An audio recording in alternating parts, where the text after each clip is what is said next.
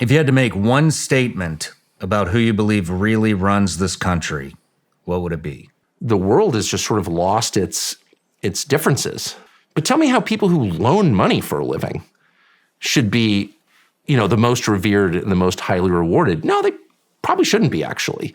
Janet Yellen, the Treasury Secretary, is like a freaking moron and a bad person. If she went away tomorrow, would that be bad or like? We have a subscription account. It's on Patreon. One of the things that I give them the opportunity to do, because they've been so good to us, they've been here since the beginning. They're our best supporters, our top supporters. And so I give them an opportunity to ask a question. Oh, I love it. Every interview. And so this is from Michael Cummings. If you had to make one statement about who you believe really runs this country, what would it be? It depends what you mean by who. It's really a class of people. It's the people who are the beneficiaries of our fake meritocracy, the people with the most merit badges, the people who bought into the lie that undergirds the current disaster, which is if you come up through these legacy institutions and gather the degree or the resume, or, you go to whatever, Horace Mann and then Andover and then Yale and then HBS and McKinsey and you go up through whatever, the tokens of achievement that we hand out to a certain class of people, that you will be a wise leader. And that's demonstrably untrue, of course. They've mismanaged all the big things, the things that matter, the economy, our foreign policy, and they've destroyed the family too.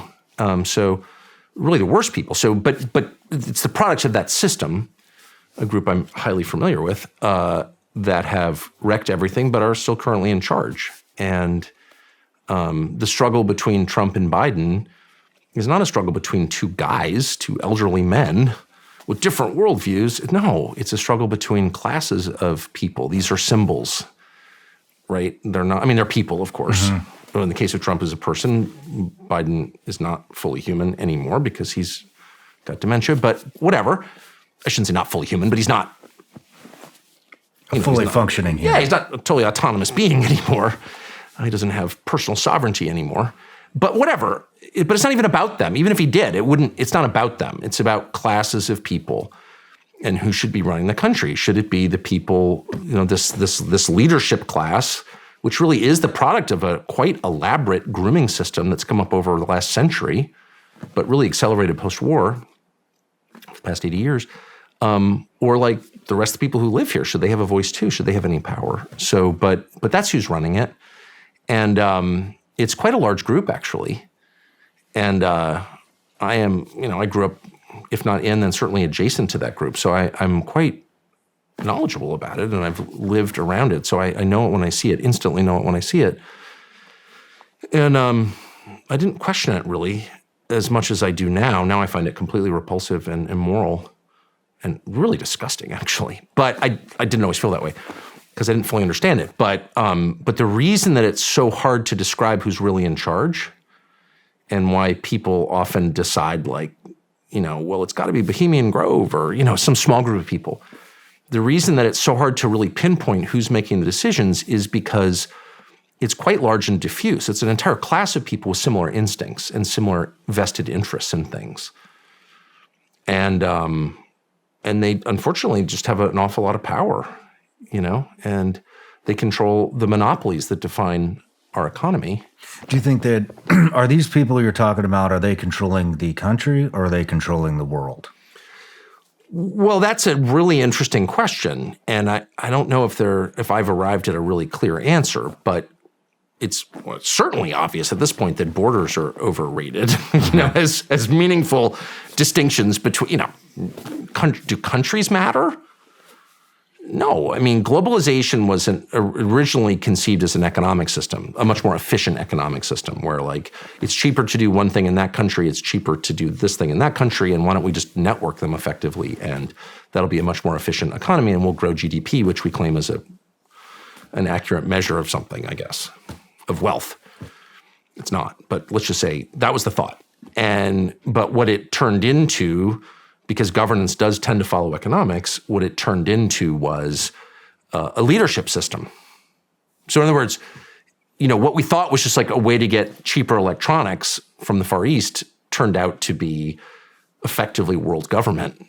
Not, of course, strictly speaking, world government, not officially world government in the way that we sort of people feared 40 years ago. The UN's going to run everything. It's much more informal than that, but much more durable than that. So it's a network of businesses, governments, intel agencies for sure, and NGOs that determine what's allowed and what's not allowed. And it's, as someone who travels a lot abroad and has, on and off my whole life, I don't know that it has amounted to much, but I definitely have been a lot of places, as you have. The most noticeable trend, and I traveled a lot as a kid, so I've sort of seen the difference. The most noticeable trend is the homogenization of everything. Everything looks the same. The attitudes are all the same. Everyone has the same, fashionable attitudes that are really top-down delivered. And the world has just sort of lost its differences. There are some exceptions. There are some places you go, I really want to go to North Korea, not because I have any love for this, Stalinism. Of course I don't. I hate it. But I do sort of want to be a place that's a little bit different from other places. Because I actually believe in diversity in the truest sense. Like I think differences are fine. I actually like them. I appreciate them. I think we need them. I think nature creates differences. God creates differences. So I resent the fact that everything is the same. But that is one measure of the power of this class. It's international. It's completely international. So the whole idea of like a sovereign nation putting one country's interest before another country's, that's like completely alien to the way the leadership class thinks, completely. If things go to shit here, I'll move to Singapore. And if they, the Chinese do to Singapore what they did to Hong Kong, then I'm in Abu Dhabi. And if things go to shit there, then I'm in wherever the next place is. Do you know what I mean? Baker's Bay, or whatever. It's like it's a way of thinking. And it's hard to defeat that, Yeah. It's, man, it just seems so complicated. And then but it's a conspiracy of instinct. It's almost like you saw this with the COVID vax. Like I was watching this and I was like, what the fuck is going on? Like, why is everybody saying exactly the same thing? Are there talking points that went out? Well, of course, there were actually talking points that went out. And there was a conspiracy to bribe hospitals and churches and all these different groups to stick with the message, the same message. But it was more than that. It was just like a certain sort of person reaches the same conclusion. The people, and really a lot of it's economic. It's like the people who've derived the greatest benefit from American society or global elite society as it currently exists are almost to a person the least productive people in the society. People who loan money at interest. Really? I mean, I guess there's a role for finance, in a society. But tell me how people who loan money for a living should be, the most revered and the most highly rewarded. No, they probably shouldn't be, actually. The people who make things, who innovate in a true sense, who actually improve human life, people who say profound things, create beautiful things, they should be rewarded. So it's all the truth is the people in charge are the least impressive. They're the least important. If they went away tomorrow, if Susan Rice and Janet Yellen, the Treasury Secretary, is like a freaking moron and a bad person. If she went away tomorrow, would that be bad or it wouldn't have any difference? Effect. She's never done anything. And so that class of people, which is disproportionately benefited from our system, has a lot to lose.